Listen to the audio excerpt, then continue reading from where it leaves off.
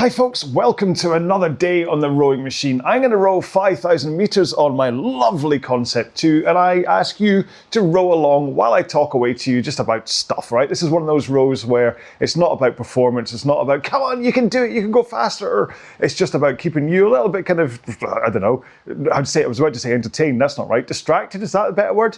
While you get through a good workout. So we're going to get our machine set up first, and that means setting your resistance or drag factor, whatever you have on your machine, to where you want it to be. And where you want it to be is to feel connected to the stroke, but you don't have to tug and heave against it. If you find you have to pull early or you have to swing your back early because it's so heavy, you've got it up too high. Turn it down a little bit, let your legs do the work first, okay? Next up, let's go to your foot straps and set them at a height where you're able to come into the front of the machine with your shins in a vertical position comfortably. The ballpark here is that you set the straps across the balls of your feet. See, ball. But what I'd say is that setting your feet lower is probably better than higher, all right? If you're higher, you get kind of stuck up.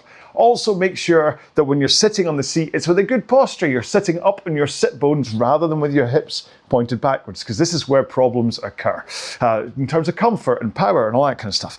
So we're going to get into this row. I've got my shell on, I've got the heater running, it's really cold, and we're going to get through this, run about 21, 22 minutes. Hopefully you'll enjoy your row. Don't go too hard, don't go, oh, you can if you want, you know, you do you. Let's just get rowing, I'll stop talking. Here we go in 5, 4, 3, 2, 1. Let's go. So as for my row today, funny I use that phrase, I am taking this really gentle this morning. I'm going to aim for around about 210 pace, maybe 212, just easing into it, because I'm doing this 5k row, and then I'll edit this together, upload it, and then basically hop in the car, head off to Castle's gym, and film a couple of workouts for Myro. Which actually, sorry, the amount of times, I've said this before, where I never actually think about what I'm gonna say when I sit down. And so what happens is I start talking and stuff just floods over me. Oh, you could talk about this, you could talk about that. There's no plan. We need to do technique. I'll do that in a second. Once we are warmed up, just think about rocking forwards over your hips as you come into the front. If you can think about that, everything else kind of follows through, but a good posture, tilt forwards. I'll unpack technique in a second, but yeah, so what I was going to say, well, let's do it in descending order. I know I've got no right to be complaining about a cold, because, was it January 27th? Just in case someone rows this at a future date.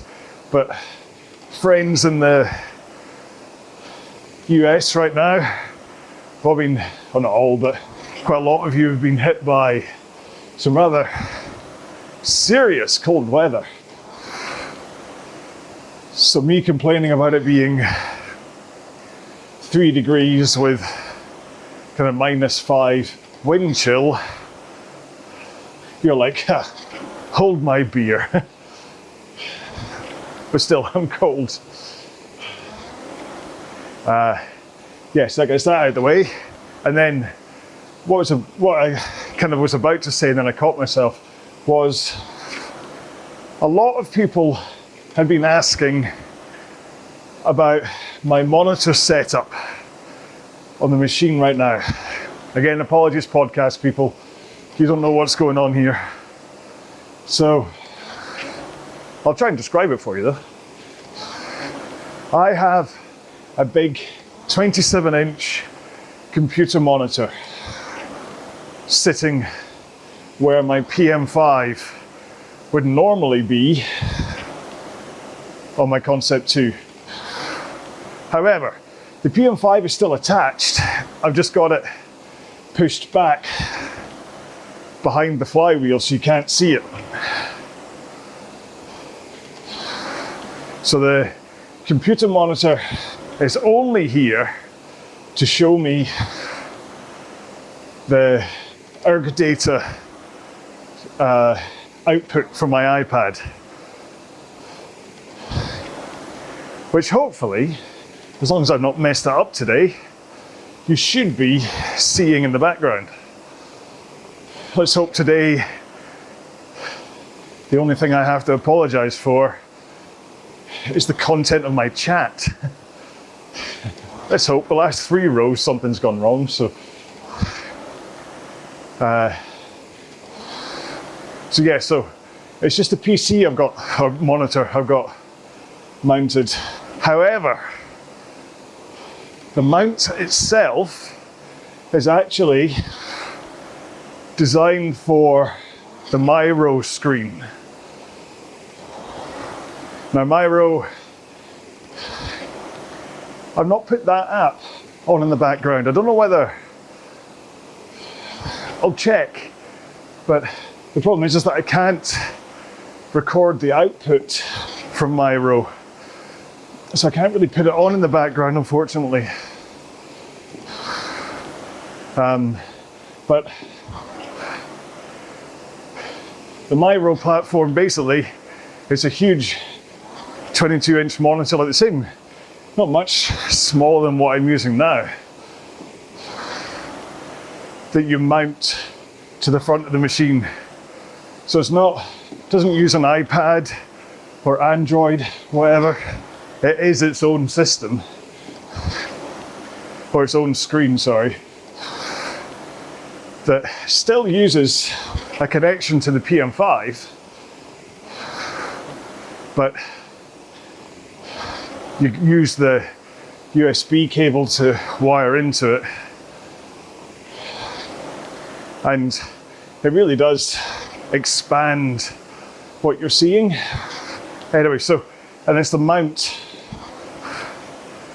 from Myro that's bolted to the side of my machine, that because it uses a VESA mount, that's why I'm able to attach my computer monitor. Just people have been asking, like, what's going on with your setup? So that's what it is. I don't think anybody else makes the mount, unfortunately. Few people have talked about doing a 3D print, but this is like a big aluminium solid arm that's bolted onto the side. I'm not too sure you get the same security, stiffness, whatever the right phrase would be. Basically, I'm worried that if you try to just make that out of plastic, it would snap. I did review, some guy did make a monitor attachment that is quite similar to this from 3D printing, so if you check through my library you'll find it. Anyway, right, less about that. Let's quickly go into technique, and then what disturbing moment from my history will I dredge up today. Apologies about yesterday if I needed to give you a trigger warning. Bring a box of hankies to listen to the tale of me being dumped as a 16-year-old. Oh, hang on. I'm up at like 207 pace. So I'm not meant to be taking this easy. I've got another like 12k to row this afternoon when I make the Myro workouts. Oh well. I know you're probably sitting there thinking, slow down, but I do like just listening to my body.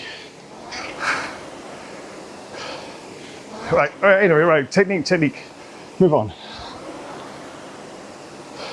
So, I have taken to making sure that we think about technique from the back of the stroke. So many people will talk about your technique and they'll say what you should be doing at the catch, but what they kind of miss is that you set yourself up for the catch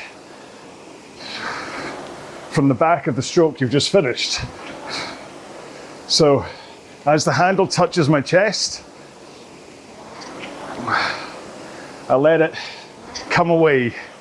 A mixture of the elasticity of my muscles and tendons and the bungee cord on the Concept 2 helps the handle just rebound off my chest. As the handle comes away, I sit up,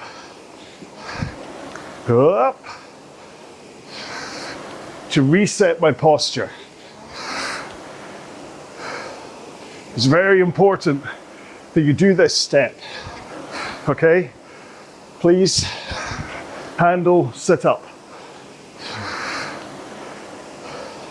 And then, what you're looking for is to tilt forwards into your forwards 1 o'clock tilt before you bend your knees.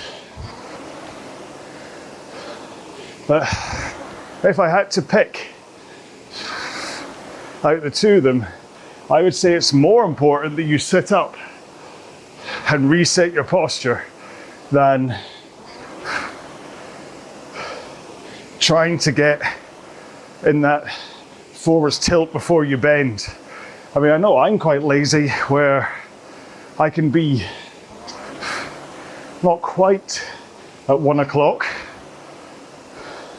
I'm still in that tilt forwards motion as I bend my knees. But in some ways, that's a good thing because it means I've got this momentum taking me forwards. Hey, who's that handsome guy next to me? Smiling away.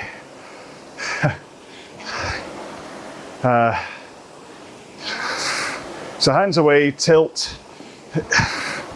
Once the hands are past the knees and your face is coming up to your knees, you want them to bend. It's kind of what I'm saying, but make sure and get that posture reset.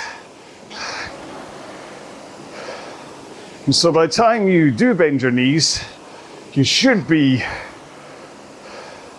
pretty much locked in with your handle height and arms straight. Maybe the last couple of degrees of your back angle. But it should mean that as you slide to the front, shins vertical, you're in the perfect position. Arms straight, forwards tilt, sitting up on your sit bones with a good posture, and then brace your core and push the machine away with your legs. Keep your arms straight.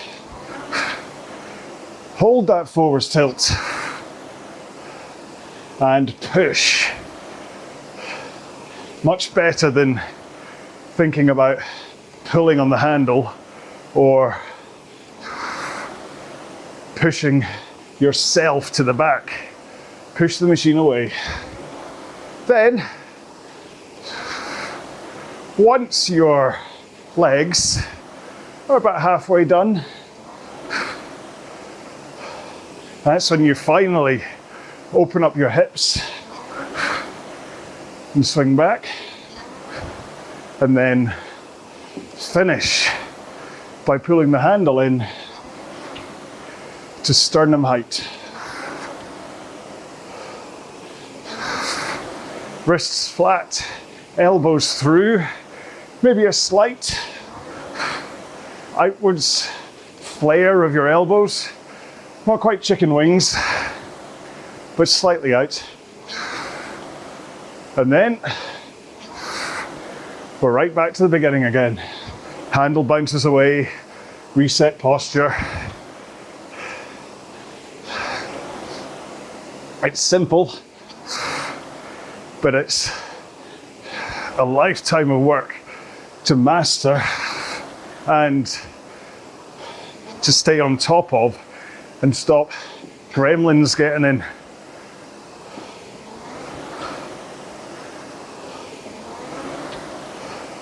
So, got asked the question yesterday, which is quite nice. Remember, feel free to comment if you have any questions at all.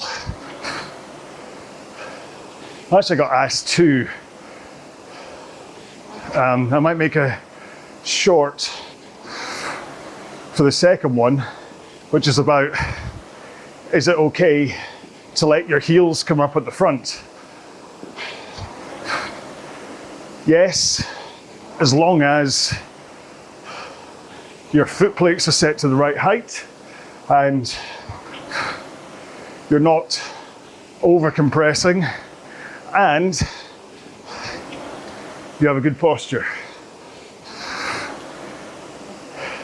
If it's just ankle flexibility causing your heels to come up, you can work on that. I mean, look at me.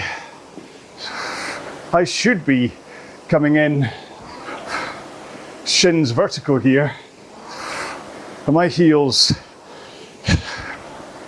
are coming up about 1 centimeter. So it is possible.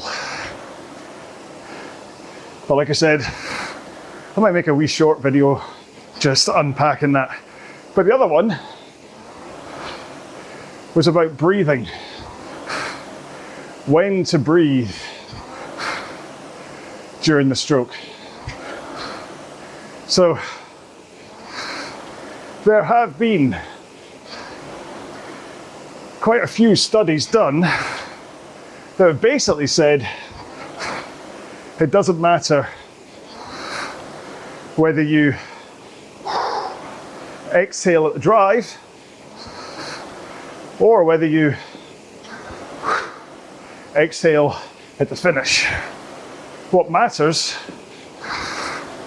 is that you find a rhythm that works with how you're rowing. So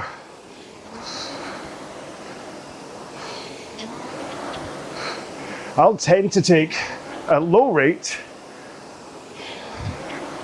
2 breaths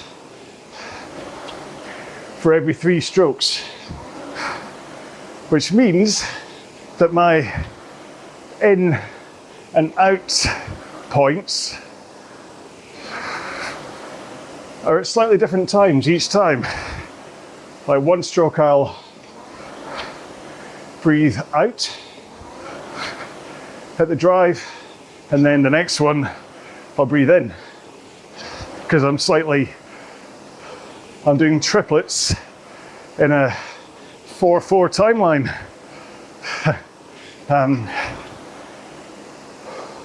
But I was doing 100-meter efforts yesterday. I did 10 times 100 meters with 20 seconds rest at my old 2K pace. So 1:39 pace at around about 33, 34 strokes a minute. And for that, I was breathing once on the recovery, once on the drive. So a full breath. So in, out, in, out. If you know what I mean. So in as a start, out as I came into the front, and then in as I pushed my feet into the machine, and then out as I pulled the handle in. So a lot more breathing going on as compared to this kind of low rate, low intensity. So that is really what I hope you take away from this, is that There isn't one way to breathe. The correct answer is you breathe in a rhythm and pattern that keeps you comfortable while you're rowing. You don't want to feel like you're holding your breath, waiting for the next intake or exhale, but then you also don't want to be hyperventilating. Like if I was, hang on.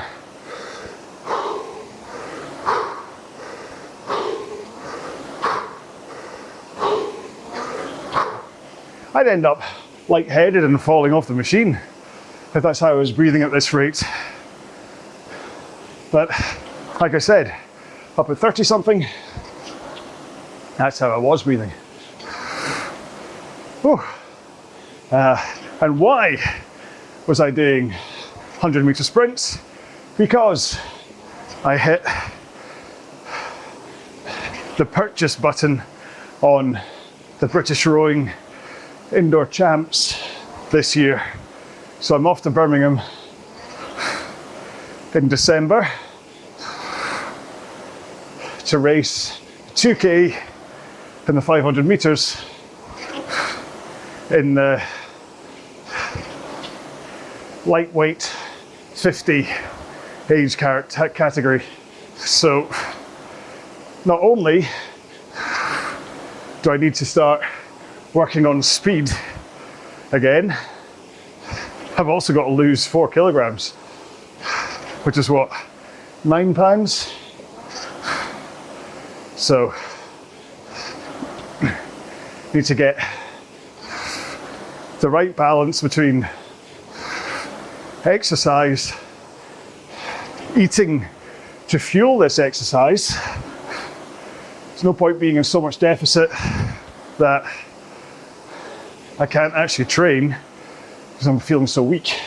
But also, I need to make sure that I'm in like 300 calorie deficit every day. I've got until December, so it's more than manageable as long as I'm a good boy. He's a good boy. Oh, he's a good boy. All right, one more stroke for me to finish 5K. And then I will just do some slow rowing for a couple of minutes because I know not everybody will have finished their 5K. Maybe you did it as a nice low intensity row today too, so you still got a couple of minutes to go. Maybe you're just not, I mean, listen, I'm never going to ask or expect you to row at the same pace as me. Maybe you do a low intensity 20 strokes a minute row at 158 pace, whereas I was doing it at 206, 207 today. Maybe you do it at 230 pace. It really doesn't matter. What matters is that you are rowing at the right intensity for you. The only time you really get any kind of value from comparing yourself to somebody else is if you are racing or maybe you've got a bet with somebody that who's the first to do a sub 8 2K or something. You never know.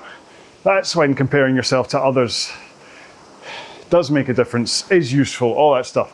But there's no point me comparing myself to a 25-year-old heavyweight Oxford rower because I'm a 50-year-old TV editor who's too overweight to be lightweight.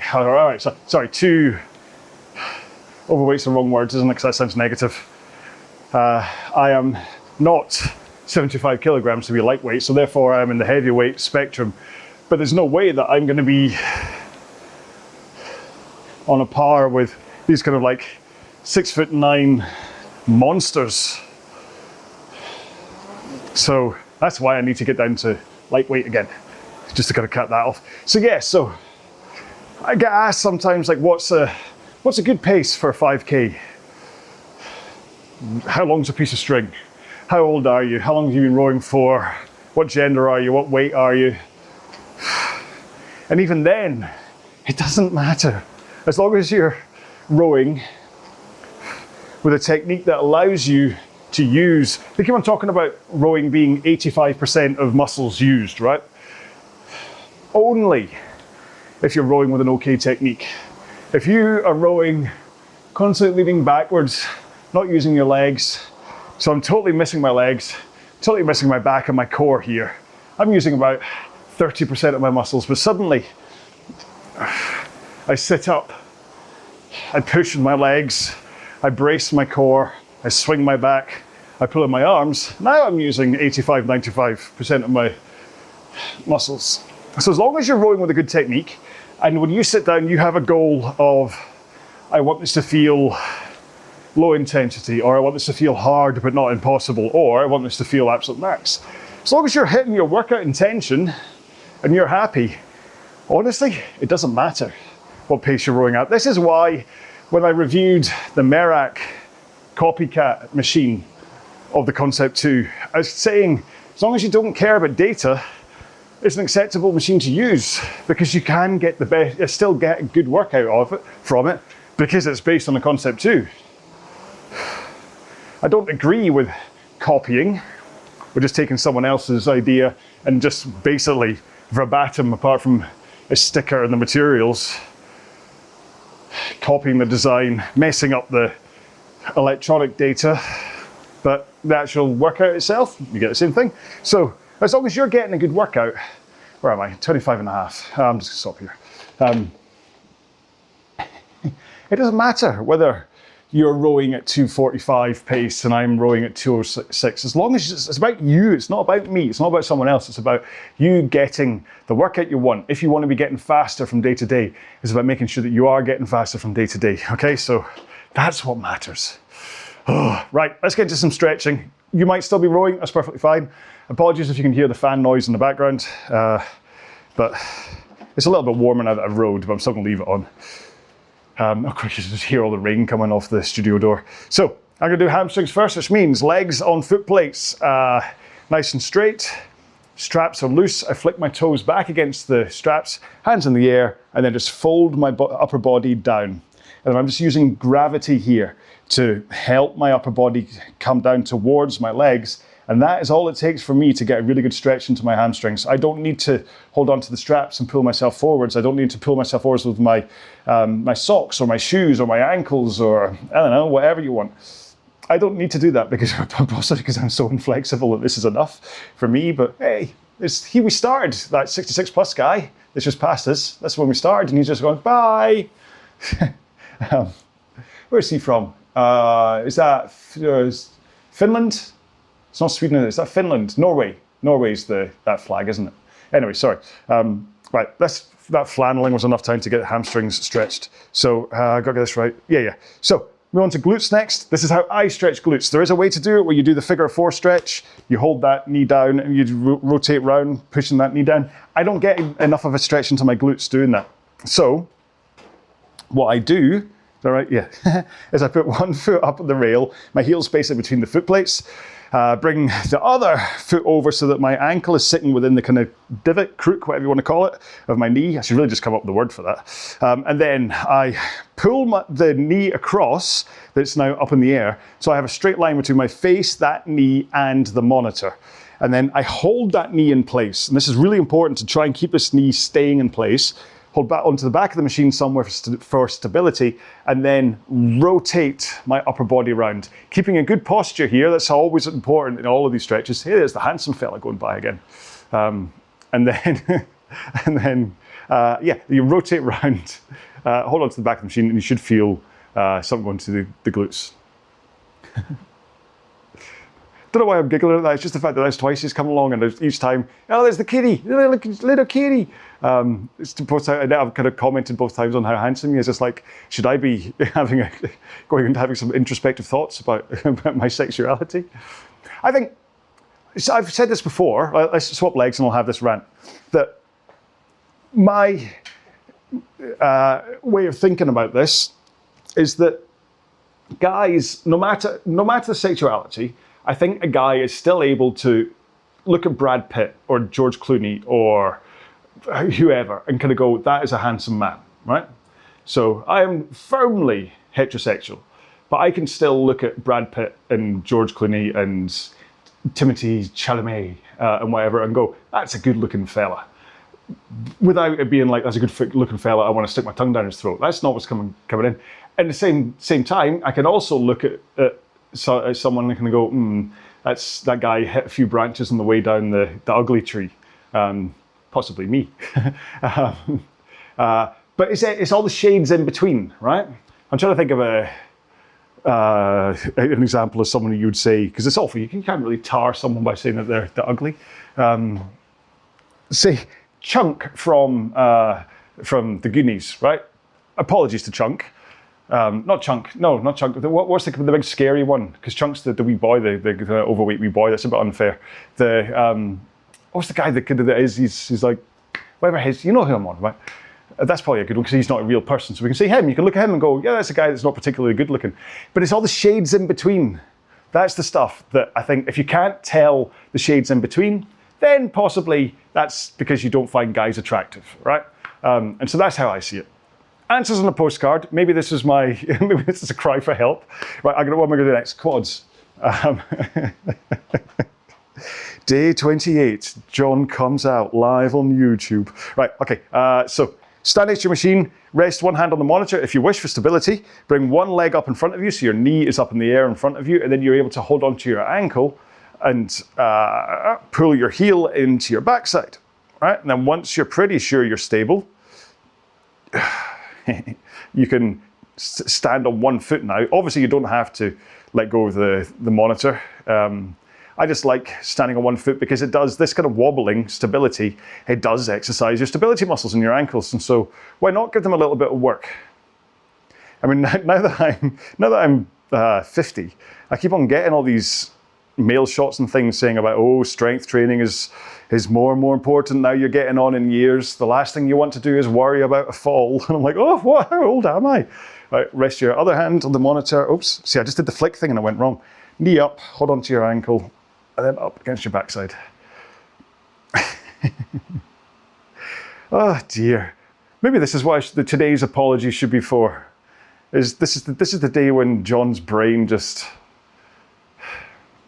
unloaded. He's already called himself overweight, ugly, old. Oh dear. You know in fact, was it yesterday or the day before, somebody messaged kind of saying, it's like, stop calling yourself an idiot because the thing's going wrong, and whatever. And I just think, I mean, there is just a side of my sense of humor that is self-deprecating. There's also a side of my sense of humor where I just don't understand. I don't sometimes have that little switch that says, maybe you shouldn't say that. Maybe you shouldn't go on a rant about how, well, there he is again. About yeah. Anyway, right. Hands in front of you in a prayer motion. We're going to do our forearms next. Push them together and then bring them down in front of your body. And what you're looking for is to come down low enough that you get a nice stretch into your forearms, like underneath forearms and your wrists. So for me, that means that my thumbs are now in my sternum and my forearms are pretty much parallel with the floor. So possibly that's where you are. You might be lower, you might be higher. So yeah, that's where you do get good stretch. And again, try and think about sitting up here. Don't slump down and kind of like, yeah, like this can be. You want to sit up nice and tall, okay? Every time you get the option to sit up nice and tall, try, especially if you think you've got an issue with your posture, just think sitting up nice and tall, and it will eventually, your muscles are they're gonna get used to sitting up tall, and it's gonna help you when it comes to your rowing. Finally, we're gonna do our shoulder stretch, okay? So this is the rock star stretch. Yes, we're halfway there. And then we do that, and I literally am halfway there because I'm at a 45-degree angle. Look, I didn't even mean that. And I use this arm to pull that arm more across my body. So it's now it's all the way there. Finally, Bon Jovi's made it. He's finally all the way there. I hadn't even thought about that for my stretch, that I'm halfway there when I do it. I've only started really talking about this 45-degree angle thing recently, so it's only just come into my repertoire that I've started talking about it. Let's swap arms. Whee! And then again, you're not putting on so much force here that you're trying to kind of break your arm. You're just enough force that you feel that stretch. Again, try and have a good posture. Try and keep your shoulders out of your ears or ear. Yeah, and you should get a good, nice little stretch. Wasn't a tough workout today, so hopefully you shouldn't feel the need to really kind of like, oh, I need to stretch and whatever. But maybe you did. Maybe you did a 5K time trial. Who knows? Maybe it was tough for you. I don't know what happens on the other side. The only way I know what happens with your row is when you leave me a comment below. All right? So hit that round.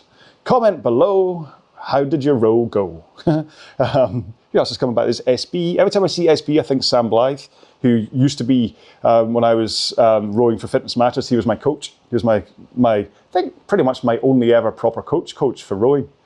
Yeah. And there's German Rowers and Friends United. Oh, has he stopped? Has he come to a finish? Okay, good. You can keep me company for a while. Okay, I think we've stretched that shoulder enough by now, haven't we? So we're all done. I hope you enjoyed today's row. If not, my little strange rants towards the end while we were stretching and stuff. But like I've said before, if you don't find me vaguely interesting and entertaining, these rows must be hell. Someone straps you. It's like Clockwork Orange. Someone straps you down and makes you watch my videos all the time. Crikey. It's bad enough. I have to watch them back. That's the thing about, so, excuse me, sorry, I had an itch. The Myro videos that I make are different in that. Usually I make these, right, these 1 to 5K rows, and I remember whether I've messed up the intro, because sometimes my whole, hi there, and welcome to, sometimes I get that wrong, takes me a few attempts, because I can't get my words out of my mouth. So I kind of watch that, make sure it's right, fix that, and then but I don't actually watch anything back that I've said, right? I don't watch the stuff. You would. And then I remember if I've messed up at the end or anything, and then whatever, then I kind of send it out to the world. Hey, you enjoy it, great rowing, woohoo. But the Myro stuff, I do it as a 3-camera shoot. I've got one come straight at me, one at an angle, and there's an overhead camera as well. So I then film it, but I then have to go in the edit suite and actually edit the thing together and listen to the stuff that I talk about. Oh God, I'm just, so it's a good thing I find myself interesting, really, isn't it? Windswept and interesting. No. We're done, all right? I'm gonna stop talking. Hopefully you are finished rowing. Hopefully you're finished stretching. Remember, go have a drink, something to eat, have a shower, tell someone you love them. And then I hope you have a fantastic day. Until the next one, I'll hopefully have a warmer day and that little fan in the bottom won't be interrupting us. I might try and see if I can EQ it out in the edit suite so you don't hear it. We'll find out if I can find the frequency for it. But yeah, I hope you enjoyed this one and I will see you in the next one. Until the next row, please row well, be well, bye-bye.